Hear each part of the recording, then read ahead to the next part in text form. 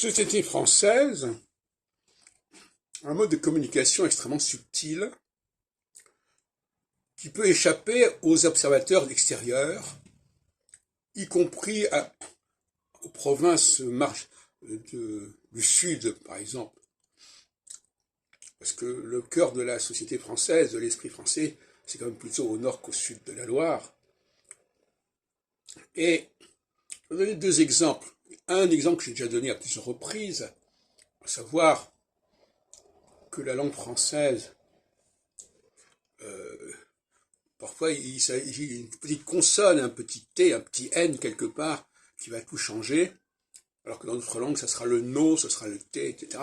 Donc en français, si on ne fait pas attention, on ne capte pas les différences majeures, comme la différence entre le oui et le non, par exemple, entre c'est vrai ou c'est pas vrai.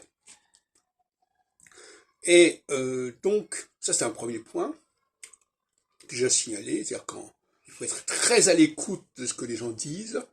C'est un je ne sais quoi, comme dirait Yankelevitch, je crois, qui fait la différence. Et donc, dans d'autres langues, les gens mettent les points sur les i, c'est des langues qui sont plus lourdes, plus marquées, si vous voulez. Et puis alors, l'autre cas sur lequel je n'ai pas tellement traité jusqu'à présent, ce sont les signes visuels, non plus auditifs. Par exemple, le sourire français, c'est pas le sourire africain. C'est pas le sourire à pleines dents. C'est un sourire extrêmement fugace au quart de seconde. C'est-à-dire qu'à la limite, on peut ne même pas l'avoir aperçu. C'est un sourire extrêmement économique. D'ailleurs, la langue française est une langue extrêmement économique. C'est-à-dire qu'il arrive à des résultats majeurs avec très peu de moyens.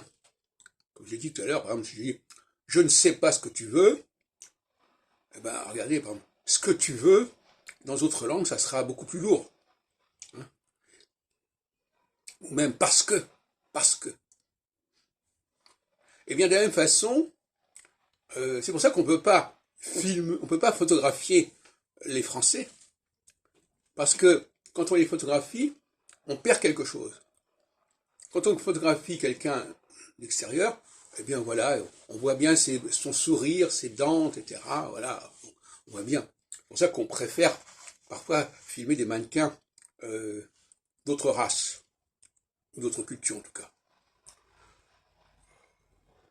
La caméra est beaucoup plus capable de capter cette